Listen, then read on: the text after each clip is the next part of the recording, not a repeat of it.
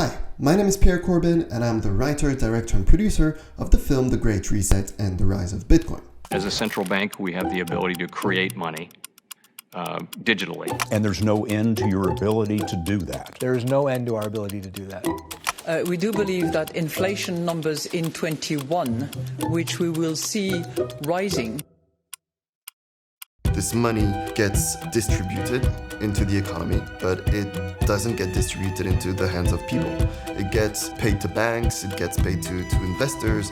The poorer people don't have these options. So it means that while people are getting rich, others are getting poorer because the savings that they have in the bank are losing value because of this money printing.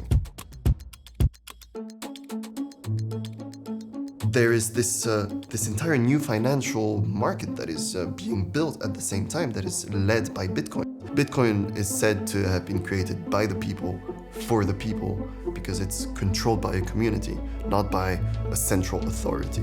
Bitcoin will be the black hole that will swallow a big part of all of this money that will be escaping the traditional markets. That first film was very successful. It reached over 1 million views, thousands of comments, and hundreds of orange-pilled people around the world. It's now time to move on to another project.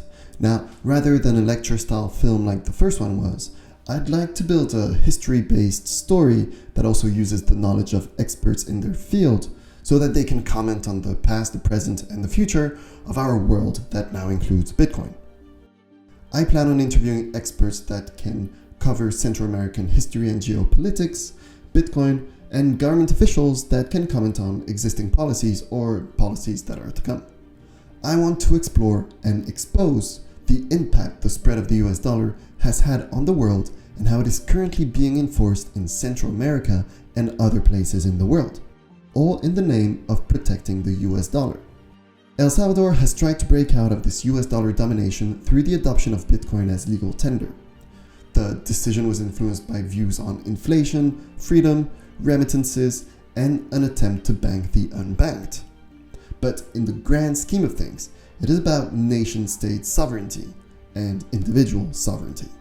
Following this decision, El Salvador has been under scrutiny by the US government, and we've seen this through the introduction of the Accountability for Cryptocurrency in El Salvador Act.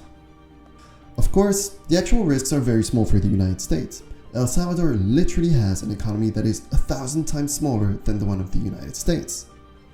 Which raises the question, why do they want to block it? To answer this question, we need to look at the continent's history and economical context, to find out why the US benefits from instability in the region, but also at what actions are taken to try and block the adoption. Historically, the US government is not the only bad actor.